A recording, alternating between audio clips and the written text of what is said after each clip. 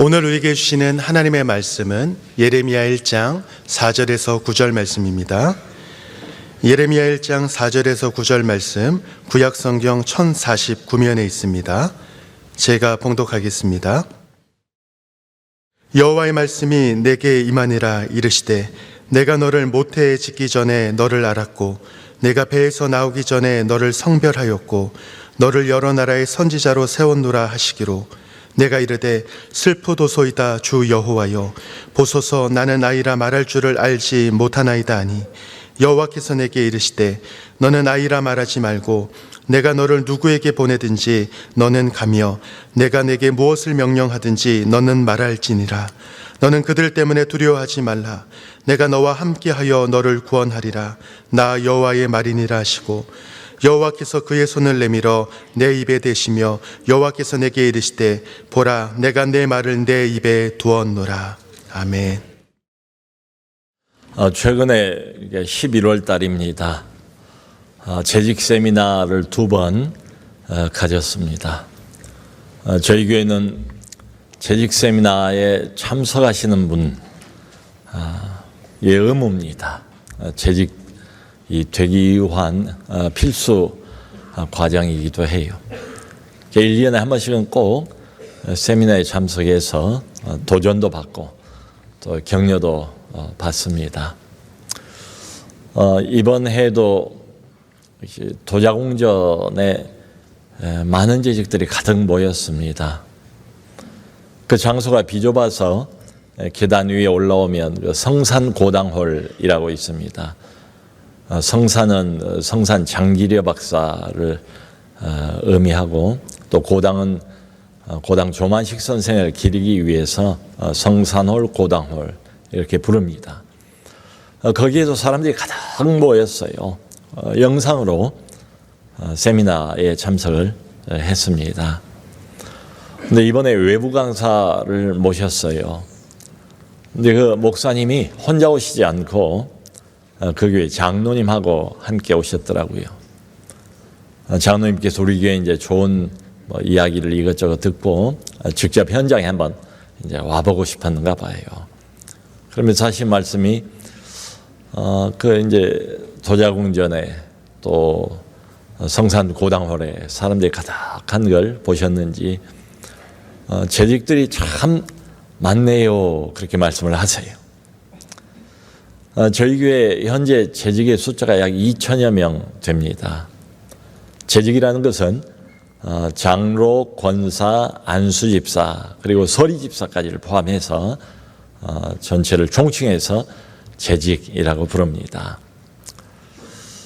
거의 2,000명 되는 많은 사람들이 여기저기에서 다양하게 봉사를 하세요.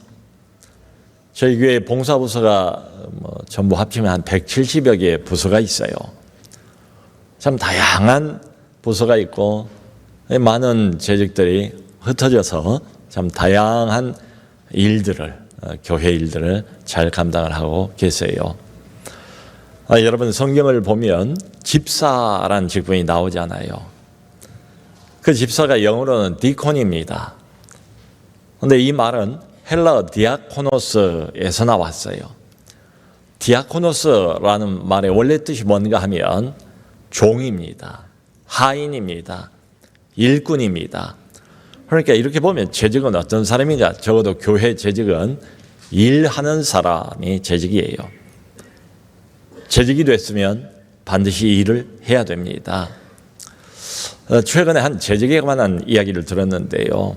이분이 몸이 아프세요. 교회도 제대로 못 나오세요. 거동하기도 불편하십니다. 근데 재직으로서 무슨 일인가는 해야 되겠기에 아마 고민을 하면서 기도하는 마음으로 생각을 했던 것 같아요. 이분이 하나 좋은 걸 발견한 거예요. 그게 뭔가 하면 저희 교회 중보기도팀에 합류를 하는 겁니다. 중보기도팀이 직접 교회 현장으로 와서 중보기도실에서 기도를 하는 분들이 있고요. 또 온라인을 통해서 기도에 동참하는 분들이 계세요. 비록 몸이 불편하고 거동이 불편하긴 하지만 기도는 할 수 있지 않은가. 더군다나 온라인으로 집에서 하는 거야. 왜 못하겠는가 해서 이분이 온라인 기도 중보팀에 합류를 했어요. 바로 그것입니다. 재직은 어쨌든 하나님의 일, 하나님의 교회를 섬기는 일, 크든 작든 눈에 보이는 일이든 보이지 않는 일이든 다 귀한 일들입니다. 일을 하는 사람이 재직이에요. 오늘 아까 우리 광고 들은 것처럼 오후에 77명이나 많은 중직자들을 세웁니다. 중직자라고 부를 때는 이제 장로, 권사, 안수 집사인데요. 그러니까 한자로는 무거울 중자를 씁니다. 그러니까 그게 무슨 의미겠어요? 앞으로는 좀 더 크고 무거운 중요한 역할을 맡는 사람이다. 이런 뜻이지요. 또 우리가 어떤 걸 보고 귀중하다 또 소중하다라고 말할 때도 한자로는 똑같은 중자를 씁니다.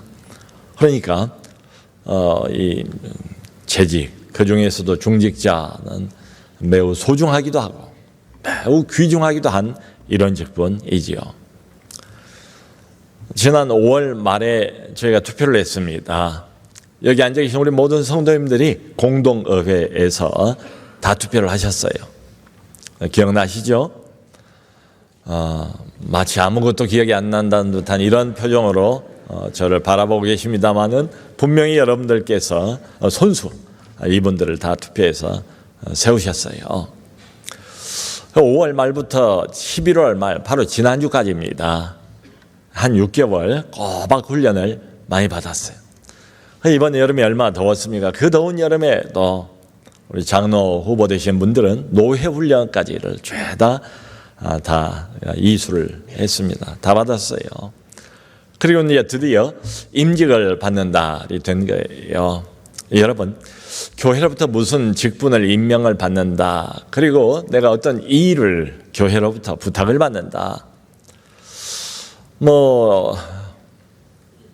감사도 있고 또 기대감도 있겠지요.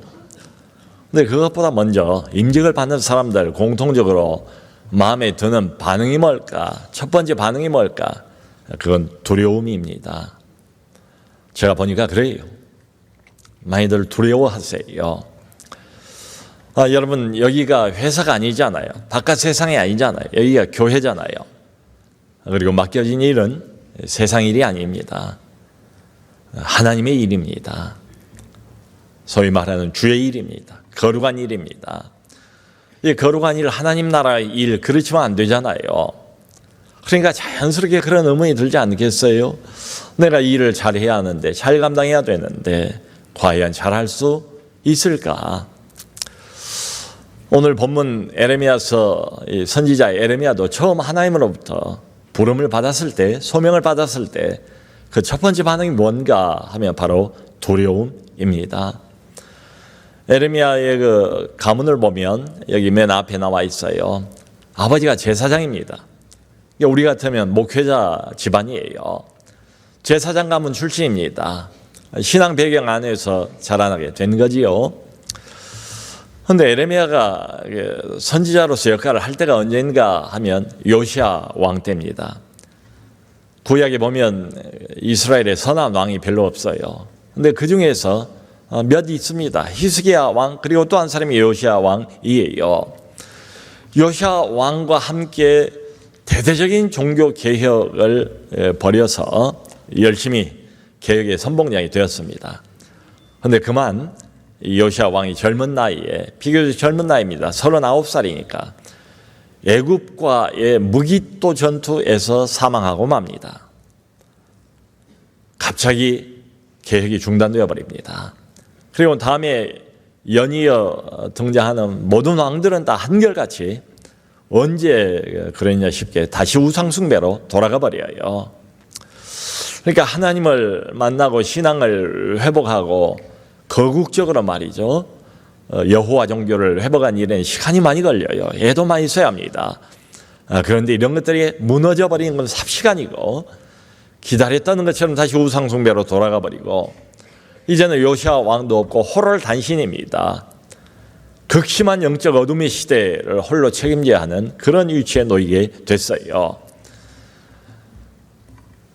그래서 이 에레미야가 선지자로 처음 부름을 받았을 때 첫 번째 반응이 뭔가 하면 바로 두려움이에요. 여러분, 이렇게 중요한 직분, 교회 어떤 중요한 역할을 맡게 됐을 때에 그냥 손을 높이 위로 들면서 할렐루야 하면서 감사합니다. 바로 내가 이때를 지금까지 기다려 왔습니다. 이런 사람은 없습니다. 기뻐하기보다는 마음속에 두려움이 있어요. 거리낌이 있어요. 여러분, 그 위대한 종 모세가 하나님의 부름을 받고 소명 받았을 때 어떤 반응을 보입니까? 두려움입니다. 그 위대한 사사였던 기드온이 하나님께 부름을 받았을 때, 그리고 미디안 대군들을 물리치라고 명령받았을 때 처음에 보이는 반응이 무엇이었습니까? 역시 두려움입니다. 모세는 5번이나 사형을 하지 않습니까? 하나님 앞에서 거절을 해요. 이 핑계 저 핑계를 대면서 전능하신 하나님, 모든 걸 다 알고 계시는 그 살아계신 하나님 앞에서 인간인 모세가 감히 5번이나 하나님의 요청을, 하나님의 명령을 거절한 장면이 나와요. 그만큼 두려운 거예요. 기도는 처음 부름을 받았을 때 그런 말을 하지 않습니까? 나는 내 집안에서 가장 작은 자입니다. 나는 이런 일을 맡을 만한 자격이 못된 사람입니다. 기도는 원래 정실부인 소생이 아닙니다. 흔히 말하는 서자 출신입니다. 첩의 소생이에요. 그러니까 이런 것도 핸디캡으로 작용을 했겠죠. 근데 여러분, 성경을 보면 그 누구도 하나님의 이 참 부름 자체는 얼마나 위대하고 영광스러운 부름입니까? 영광스러운 소명입니까? 그럼에도 불구하고 이 소명 두 손 들고 기쁨으로 받는 사람은 없어요. 다 두려워합니다. 그도 그럴 것이 이게 무슨 불순종이 아닙니다. 이게 당연한 반응이라고 생각을 해요. 그러니까 너무도 일 자체는 크고 영광스러운 것인데 나는 거기에 못 미치니까 자신이 없는 거지요. 두려워지는 거지요. 이게 정상적인 당연한 반응이라고 생각이 돼요. 여러분이 주의 일, 하나님이 맡기시는 이 일, 하나님의 이런 부르심, 이게 무슨 양치는 일하고 같겠습니까? 논에 가서 이렇게 논농사를 짓는 이런 일과 같겠습니까? 계속 같은 일만 반복하는 소위 단순 노동하고 이걸 비교할 수 있겠습니까? 아니면 뭔가 고급 기술 한 가지를 내가 익혀서 그걸 사용하는 의학 기술이라든가 등등 말이죠. 이런 전문직, 소위 말하는 이런 전문직하고도 완전히 달라요. 이건 무슨 일입니까? 하나님이 세우신 교회를 돌보는 일, 하나님이 세우신 어떤 하나님의 백성들을, 영혼들을 돌보는 일이에요. 성도 여러분, 세상에 이거하고 같은 일은 아무것도 없습니다. 하고 많은 직업이 있고 하고 많은 일들이 세상에 있지만 이런 일은 눈 씻고 찾아봐도 없어요. 이 일은 내 재주 가지고 내 열심만 가지고 할 수 있는 일도 아니에요. 이걸 제대로 감당하기 위해서는 하나님의 은혜가 필요합니다. 하나님의 능력이 특별히 필요해요. 그러니까 처음 어떤 직분을 맡았을 때, 하나님의 부르심을 받았을 때 주저하는 게 당연하지요. 나를 돌아보게 되지 않습니까? 과연 내가 이 일을 맡을 만한 자격이 있는 사람인가? 내가 과연 이 일을 제대로 잘 감당할 수 있을까? 이런 질문이 생겨나죠. 솔직하게 자기 자신을 이렇게 쳐다보면 모든 것이 다 부족한 것처럼 그렇게 느껴집니다. 믿음도 부족하고 인격도 부족해요. 은사도 부족합니다. 능력도 부족해요. 그걸 내가 너무나도 잘 알고 있어요. 근데 이 귀한 주님의 일, 거룩한 일은 소홀히 하면 안 되잖아요.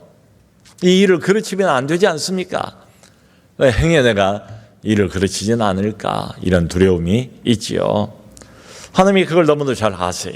그래서 에레미야를 부르실 때 부르자마자 이런 말씀을 하세요. 여기 5절을 보면, 에레미야야, 내가 너를 너의 어머니 뱃속에 짓기 전부터 너를 알았고, 모태에 너를 짓기 전부터 너를 알았고, 너를 구별했고, 너를 선지자로 세웠노라.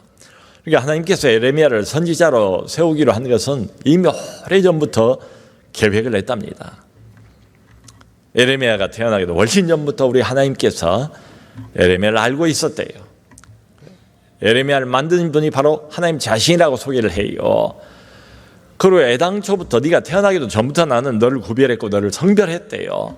다른 인물을 위해서, 이 부르심을 위해서, 그리고 너를 선지자로 세우노라. 성도 여러분, 우리가 교회에서 어떤 직분을 맡거나 어떤 일을, 주님의 일을 맡았을 때 맨 먼저 기억해야 될 것은 바로 이 사실입니다. 하나님이 나를 알고 부르신다. 나를 모르시는 게 아니에요. 나를 잘 아세요. 알아도 너무 잘 아세요. 나를 만드신 분이 하나님이십니다. 어떤 가정과 어떤 분위기에서 나를 자라게 하신 분이 하나님이세요. 인생의 어떤 과정들을 겪게 하시는 분이 하나님이세요. 이 사람을 쓰시기 위해서, 이 사람을 어떤 직분자로 임명하기 위해서, 이 사람에게 어떤 사명을 주시기 위해서 한 사람의 전생애를 아주 섬세하게 나기도 전부터 계획하시는 분이 우리 하나님이세요.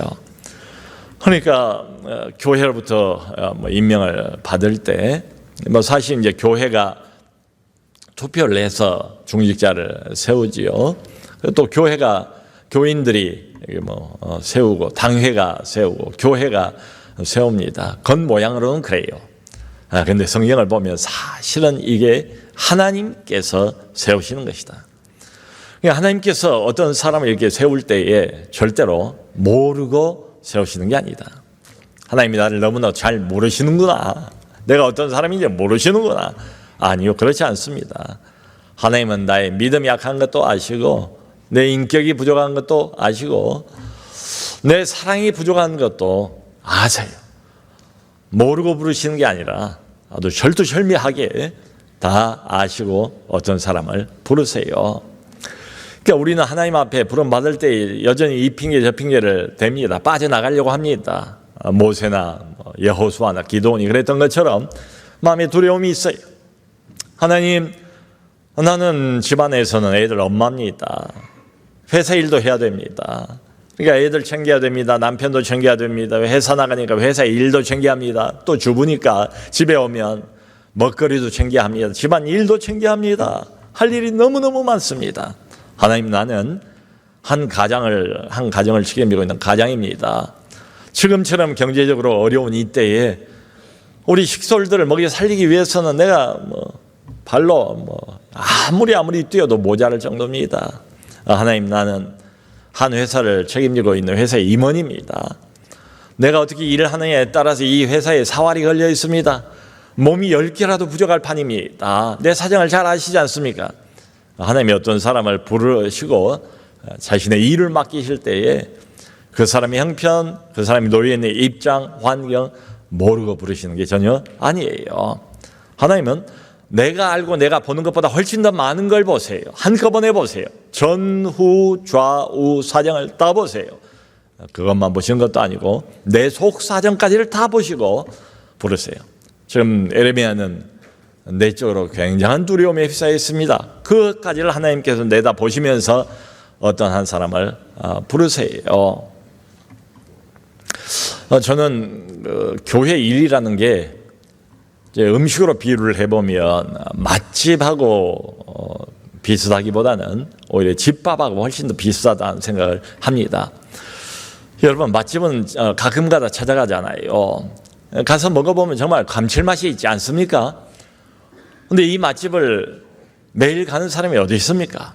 아침, 점심, 저녁을 계속 맛집만 찾아서 돌아다니는 사람이 어디가 있습니까? 그런 사람이 있다면 좀 이상한 사람이지요. 하지만 집밥은 어떻습니까? 주부가 정성스럽게 가족들의 영양소를 생각해가면서 마음을 담아서 꾸준히 만들어내지 않습니까? 김치, 깍두기, 된장국, 콩나물 이런 걸 먹잖아요. 맛집처럼 감칠맛이 없을지는 몰라도 이걸 먹고 가족들이 건강을 유지하지 않습니까? 에너지를 얻지 않습니까? 아이들이 결국은 엄마가 해준 그 정성스러운 집밥을 먹으면서 아이들이 자라나는 것 아닙니까? 교회 일이 그것과 똑같아요. 그냥 맛집처럼 감칠맛 나게 반짝 몇 번 일하고 끝나버리면 그건 이제 교회 일이 아니죠. 더 이상 주님의 일 하기가 오래 하기가 어렵지요. 네, 눈이 오나 비가 오나 기분이 내키나 기분이 내키지 않으나 이 기분이 난다고 밥 해주고 기분이 나지 않는다고 아이들 밥을 안 해주고 이런 건 아니잖아요. 항상 꾸준하게, 항상 변함없이 비가 오나 눈이 오나 늘 날마다 마음과 정성을 담아서 식구들을 대접하는 게 그게 집밥이잖아요. 여러분, 교회 일이 이와 같습니다. 가장 필요한 게 뭔가 하면 바로 꾸준함, 성실성, 인내, 이게 필요해요. 근데 에레미야 마음속에 참 실제적으로 해결이 돼야 되는 어려움 한 가지가 있었어요. 여기 6절을 보면 하나님께 이렇게 호소를 합니다. 하나님이여, 여호와여, 나는 아직 아이라 내가 말할 줄을 모르나이다. 여기 아이라고 말했을 때 이 아이는 어린 아이다, 나이가 어리다 이런 뜻은 아니에요. 한 20살 정도 됐으니까 젊은 나이 아닙니까? 패기가 아주 만만한 이런 나이 아니겠습니까? 그럼에도 불구하고 자기가 말을 할 줄을 모른대요. 여러분, 이 사람이 지금 선지자로 부름을 받은 것 아닙니까? 선지자가 뭐 하는 사람입니까? 하나님의 스피커 아닙니까? 일단 하나님에게서 계시를 받아서 그걸 그대로 다른 사람들에게 말로 옮기는 사람이 선지자잖아요. 말을 하는 사람이에요. 입을 사용해야 하는 사람이에요. 근데 자기가 말을 할 줄 모른대요. 말의 은사가 없대요. 말 재주가 없대요. 참 이유가 되지 않습니까? 더군다나 이 선지자 예레미야가 지금 전해하는 말은 그렇게 듣기 좋은 말이 아니에요. 대부분 심판의 말, 징계의 말이에요. 그것도 이스라엘 한 나라만 대상으로 삼고 말하는 것도 아니에요. 여기 하나님께서 너를 여러 나라의 선지자로 내가 세웠다. 내가 무슨 말을 하든 너는 그대로 받아서 그대로 전달하라 라고 명령을 하시잖아요. 아주 엄중하게. 그러니까 여러 나라라면 이스라엘을 둘러싸고 있는 강대국들을 말합니다. 아수르, 바벨론, 애굽 이런 나라들이라도 찾아가서 내가 전한 대로 심판의 말, 징계의 말을 가감하지 말고 남김없이 다 전해라. 두려움이죠. 말을 할 줄도 모르는데 그런 여러 대단한 열강들을 찾아다니면서 하나님의 심판과 징계를 전해야 되니까 말이죠. 두려움이 있을 수밖에 없습니다.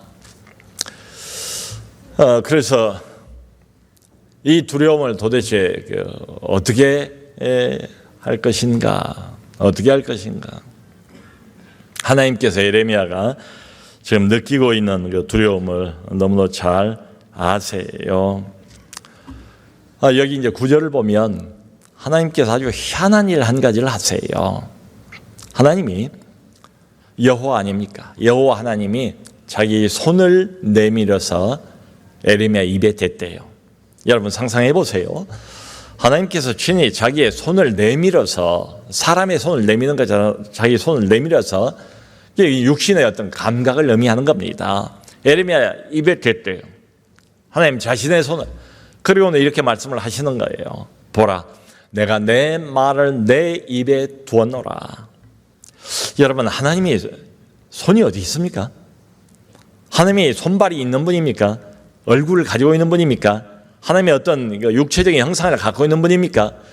심지어 모세마저도 하나님의 얼굴을 보여주세요 했을 때 내 얼굴을 보고 살 자가 없다 해서 하나님의 등 뒷면만 보게 되잖아요. 근데 오늘 본문을 보면 참 희한한 말씀이 나오잖아요. 하나님이 직접 자기 손을 내밀어서 예레미야 입에 갖다 댔대요. 왜냐하면 이 사람이 지금 두려움에 떨고 있거든요. 자기가 말을 잘할 줄 모르는 걸 너무 잘 알고 있었어요. 이게 하나님께서 지금 무슨 의미겠습니까? 이게 그러니까 하나님이 희한한 다른 사람 앞에서는 해보지도 않은 그런 퍼포먼스까지를 하나님이 직접 보이시는 거지요. 직접 보이시는 이유는 뭐겠어요? 한 가지밖에 없습니다. 두려워 떨고 있는 예레미야에게 확신을 심어주기 위해서, 그를 격려하기 위해서, 그에게 용기를 심어주기 위해서. 마치 사람이 그런 것처럼 이것은 이제 비유적으로 이렇게 표현을 한 거지요. 하나님이 직접 자신의 손을 예레미야가 느낄 수 있을 정도로 입에 갖다 대셨다. 그리고 나신 말씀이 내가 내 말을 네 입에 직접 넣어 두었다.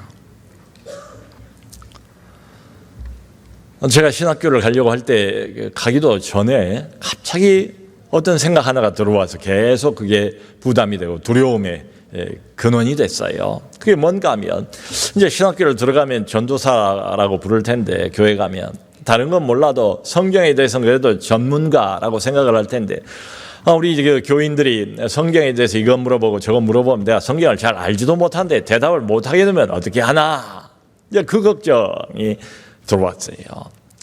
한동안 그 고민을 가지고 살았는데 어느 날 이제 저보고 하는 말은 아닌데 어떤 목사님이 그런 말씀을 하세요. 그래서 그냥 제 근심이 다 사라졌습니다. 그분이 하신 말씀이, 여러분 우리가 하나님을 알면 얼마나 알겠습니까? 우리가 신학을 공부하면 뭐 얼마나 그렇게 공부를 많이 해서 하나님을 죄다 알겠습니까? 하나님은 전능하신 분입니다. 하나님은 전지하신 분입니다. 하나님은 무한하신 분입니다. 그 무한하신 하나님을 우리가 공부를 하고 안다고 해도 얼마만큼은 알겠습니까? 모르는 게 뭐 부지기수로 많을 겁니다. 그러니까 어떤 순간에 질문을 받았을 때 모르는 게 나오면 그저 모른다고 정직하게 대답하면 됩니다. 내가 모르니까 좀 더 연구해서 다음에 말씀드리겠습니다. 이렇게 말하면 됩니다. 그저 겸손하게 말하면 됩니다. 진솔하게 말하면 됩니다. 정직하게 말하면 됩니다. 그 말씀을 듣고 제가 저기 안심을 했어요. 바로 저거다. 가장 필요한 것은 정직함, 진실함, 뭐 이거 이상 가는 건 없다. 그러면 그렇지, 내가 어떻게 하나님을 다 알겠는가? 여러분, 우리가 어떤 일을 맡을 때 또 다른 두려움은 전임자하고 자꾸 비교를 하는 게 두려워요. 다른 사람들이 그렇게 비교를 하지 않을까? 그리고 자기 자신도 자꾸 그렇게 이제 비교를 하다 보면 이 비교의식에 마음이 눌려버리고 말아요. 전임자는 이런 업적도 있고 저런 성취도 있는데 나는 어떻게 하나? 혹시 여기까지 쌓아놓은 훌륭한 이런 업적들을 망가뜨리면 어떻게 하나? 그르치면 어떻게 하나? 뭐 이런저런 두려움이 있어요. 여러분, 이런 모든 두려움들을 하나님께서 잘 아세요. 너무도 잘 아세요. 그걸 다 감안하세요. 그래서 하나님께서 여기 8절을 보면 에레미야에게 이런 말씀을 하세요. 에레미야야, 두려워하지 말라. 내가 너와 함께하여 너를 구원하리라. 하나님께서 직접 하시는 말씀이에요. 대놓고 면전에서 1대1로 우리에게 말씀하세요. 에레미야에게 말씀하신 것처럼 두려워하고 있는 우리에게도 말씀하세요. 동일한 말씀을 하세요. 두려워하지 말라. 내가 너와 함께하여 반드시 너를 구원하리라. 아멘. 여러분, 이 말씀은 에레미야의 그 깊은 내면 속에 두려움이 가득하다는 걸 하나님이 알기 때문에 하는 말씀이에요. 우리가 어떤 직분을 받거나 아니면 어떤 교회 일, 주님의 일을 맡을 때에 첫 번째로 보이는 근본적인 어떤 반응, 본능적인 반응이라고 말해도 좋아요. 그건 두려움입니다.